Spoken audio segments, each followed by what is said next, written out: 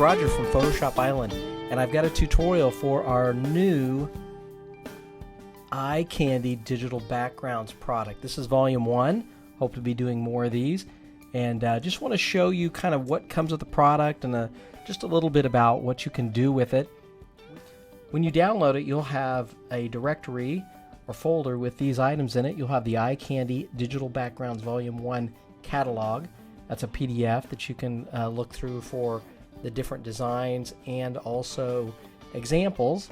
I'll just open that up real quick just to give a little idea of what all is included in there. It's got 18 pages of details, and each page of the document actually shows the design and the layers that are included in a design. And then here's several examples. I'm going to go ahead and take you through a few of the products so you can see how they work. Now, in addition to the catalog, you have the Photoshop files. There are 8 of them. You'll see those are right here. That's where we're going to look in a moment. There, I'll skip the extras for just a moment. There's also the Eye Candy JPEG backgrounds. That is all 8 designs with 5 different color variations of each. So if you don't want to go in and bother changing the colors or the designs in Photoshop, these are high resolution JPEGs that you can just drop into your designs or drop behind your photos, and you are ready to go with a background.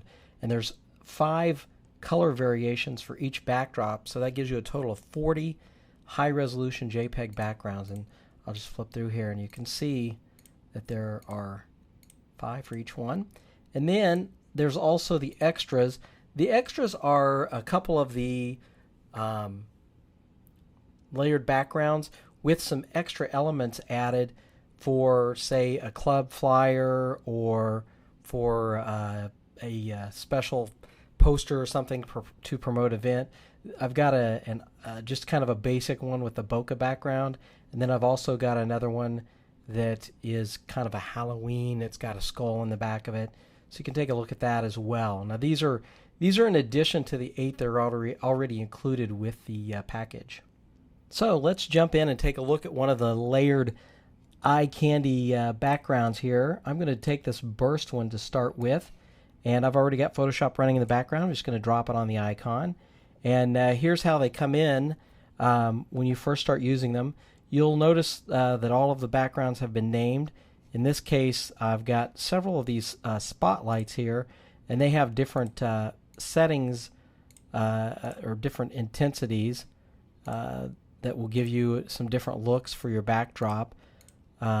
These are set to overlay, then I also have some set to normal, and it just depends on, for example, how much of a burst you want in your background. I also have a lens vignette set here, and you can turn that off if you want less of a darkened edge, or if you wanted more of a darkened edge, you could even duplicate that layer, for example. We'll just trash that real quick. And then the burst actually has 2 parts to it, and you can see you could kind of simplify it. You can actually completely remove the burst. There's with one style of burst. There's with the other style of burst. This particular style has a little bit of noise, which I'll take this opportunity to zoom in, and you can see that there's a lot of detail in these. These are very high resolution backgrounds, so you can feel free to use these. They're 11 by 14, and at 300 dpi I think you could even get away with using them larger than that. I kind of prefer the multiple bursts together to kind of create that style. So you can see that you can kind of work with these. Now, one of the other things that you want to see is, hey, what if I don't like blue? Well, we've got a hue saturation adjustment layer built in here. I'm going to double click on that, and this is the properties for the adjustment layer. It's set right here, you can see, to blue. And if you just want to drag that slider over, you can see that you can kind of change this basically to any color in the spectrum. And if you get over to say a green, blue-green over here, and you're like, well, that looks a little too washed out, and the hue's not intense enough, you can increase your saturation, you could decrease your darkness, kind of play around with the settings here a little bit to get it to the color that you want. So you can kind of play with that. It gets back over here to kind of a blue where we were. One of the possibilities for this would be to drop in some imagery.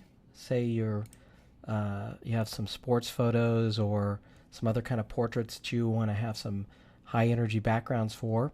I've got a football player here. He's already clipped out of the background. I'm just going to drag him over and I'm going to drop him right on my background. Now, what happened is let's get rid of this. Get rid of this. I dropped him down here, and he's below all these other layers, and so he's got these spotlights and things sitting on top of him. So generally, you'll want to drop your portrait up at the top of the stack, and it's just about that easy. And then you can kind of, if you want to play with a little bit to see what look you like best. And then, of course, you can work with the color if you want to, say, match the uniform a little bit better. Kind of play around with that. And let's get rid of this again. Get back to our layers. And we'll turn our burst back on. So you can see it's just about that easy. I'll show another example here just to, again, give you an idea of what you can do with this. We won't save that one. Let's go back to our desktop. And let's work with the grungy one here. We'll drop the grungy template up. Now the grunge one has a lot going on here. It's got the light bursts, edges, center splat, some additional blobs. And you can see you can kind of come in and turn these things off and on to get an idea of what they're doing for you. This has a top and a bottom edge. I separated those in case there was, for some reason, you would want just an edge on a top or a bottom for text or something. The vignette edge, and that has some grungy noise added to it. And of course there's the hue and saturation adjustment as well in that one. Now, I've got another image open over here. Oh, there's our football player. We've got a young singer. I'm going to move her onto the grunge. I'm not sure if she's perfect for the grunge, but we'll just see how flexible this is. So she's pink and the background is green. So let's go to our hue and saturation and see if we can make this a little more pink. And kind of play with the adjustments here. Might, depending on which one I do, you can kind of lighten it up. And it's just about that easy. If you decide, let's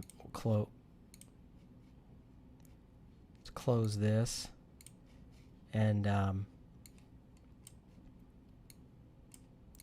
if you decide that this just is too grungy for this particular image, you can come in and start turning off some of the grunge one layer at a time. You might come back in and go, well, maybe I want a little bit of that, but I didn't want all the rest. So you can see how you can kind of play with it and get it where you want. So let's look at another option you can do with these layered backgrounds. One of the things that you can do is mix and match them. They're all designed at the same size. They're all 11 by 14 at 300 pixels per inch. So you can very easily move elements between these two. So I'm going to go back over here to this burst, and let's just say that you liked these two bursts. So I'm going to select both the bursts. I'm going to use the Shift key. I'm going to actually make sure I have auto select turned off so I can just grab these and have it ignore the other layers that are there. So I'm going to drag this, I'm going to drop it on the tab here where our other image is. And because I had the bottom layer selected down here when I dropped those in, it actually targeted the burst below the hue and saturation adjustment. If for some reason when you move it in, it drops it up at a different level, you just need to drag it down here below the hue and saturation adjustment. I'm just going to move this around a little bit, kind of line it up. Now, you can come in, you could turn these off and on, kind of play with them a little bit. You could also go in, if you double click on these, you could go in here and play with some of the settings. There's all kinds of different options you could do inside of the layer styles themselves. You could change the overlay mode to multiply and play with the opacity a little bit. And you can kind of decide if you wanted one or two. You can even drag these other elements, these grunge elements, down below into this area, and kind of play with the layering a little bit too, so you can kind of see the different things that you can get going on. So that gives you an idea. You really, in addition to the 8 templates that come with the setup, you actually have lots and lots of additional options. Now, I do want to show one other detail related to a couple of the other templates that have some interesting options built into them. So let's open those. First, let's open the eye candy bubbles. Just open this up. Now, all of these circles are created with smart objects. So if you want to change the color of these pink balls to, say, orange, all you need to do is put auto select on and select this big one here. Just click on that layer. Here's the layer right here. It automatically jumped to it for me. And you can see here this is a smart object. When I double click on a smart object, it opens up a new Photoshop file that consists of that smart object. And you can see here it has this .psb extension. Now, I can go in here, and the way that these shapes were created as far as the color is with a gradient overlay. So let's see, I'm just going to go in here. I'm going to change this from pink to orange.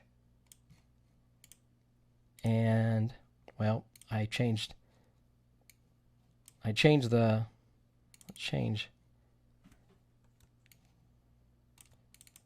this to very light orange. We get rid of the pink. So now you can see we have orange, light orange to a darker, higher, stronger hue orange.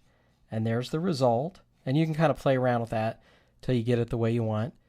And let's just say for now that's what we want. I'm going to click OK. It's going to ask me if I want to save that. I do want to save that.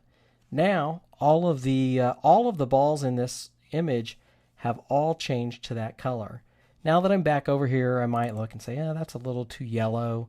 So I might come back in here and maybe I'll go in here and beef this up, maybe make it a little more reddish orange. And we'll say OK here, click that close. We'll save it. And we're back over here. We've got our new color. Now something else I want to show, each of these, again, these are all smart objects. So you only have to change this once to change the entire thing. But these lines inside of the balls here or circles are created with a pattern overlay. If you double click on that, you'll see that here's the pattern that's creating that overlay. Now you can scale, you can just keep that pattern in there and you can scale it larger and smaller. You can kind of play with that. Now this will be affecting all of the smart objects that are in that document. So the smaller ones will get much smaller, and you would be able to see that if you did it. You could also change this to a different pattern overlay, and there's lots of these that you can download or that you can find. I'm just going to, for example, I'll just put this, this is kind of it says it's laid, it's some kind of a texture that looks like cloth. And then you can scale it. You can have it be real big or real small. And also this is set to multiply. You could change these settings here, inside here for different looks as well. Just,